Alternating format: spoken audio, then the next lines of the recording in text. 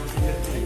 Pertama, dari posisi baterai akan mengalirkan arus listrik ke stop kontak. Kemudian ketika stop kontak on-kan, arus listrik dari posisi baterai juga akan mengalirkan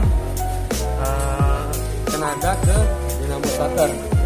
Kemudian dinamo starter bergerak, berputarlah flywheel atau roda gila yang menggerakkan force engkol dan piston, kemudian stang seher. Kemudian dari stop kontak juga akan mengalirkan arus listrik ke koil. Koil ini berfungsi untuk mengubah arus DC menjadi AC dan akan mengalirkan pada platina. Platina berfungsi untuk memarkirkan api ke dalam masing-masing busi. Busi akan memarkirkan api ke dalam ruang bakar dari campuran udara dan bahan bakar.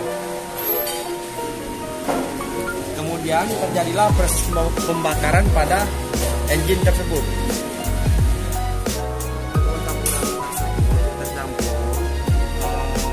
Dalam ruang bakar menjadi awal untuk memulai proses pembakaran.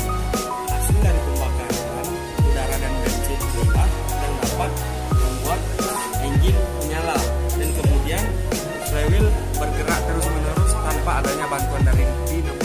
Kemudian engine pun hidup tanpa adanya bantuan dari dinamo starter. Dan setelah mesin dihidupkan, pompa oli akan mengalirkan oli ke filter oli. Kemudian filter oli berfungsi untuk menyaring oli yang kotor. Penyaringan ini memiliki tujuan supaya oli tetap bersih sebelum dialirkan ke komponen mesin. Kemudian setelah disaring, oli dialirkan ke oil jet melalui oil gallery. Selanjutnya, oli secara otomatis melumasi bagian dalam mesin. Setelah melumasi bagian tersebut, oli secara otomatis jatuh kembali ke panci oli melalui rongga-rongga bagian dalam mesin.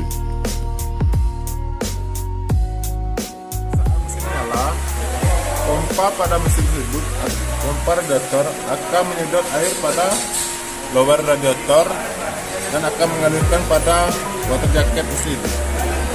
Setelah water jacket mesin penuh dan air radiator berada pada suhu 80 derajat, termostat akan terbuka dengan sendirinya dan mengalirkan air radiator ke pipa radiator. Fungsi kipas tersebut akan berputar dengan bentuknya poros engkol dan dihubungkan melalui pambel. Fungsi kipas akan mendinginkan radiator melalui kisi-kisi dan memblok udara panas ke udara. Untuk sistem bahan bakar, pertama bahan bakar disedot oleh pompa dan disaring oleh filter minyak. Kemudian mengalirlah bahan bakar ke karburator.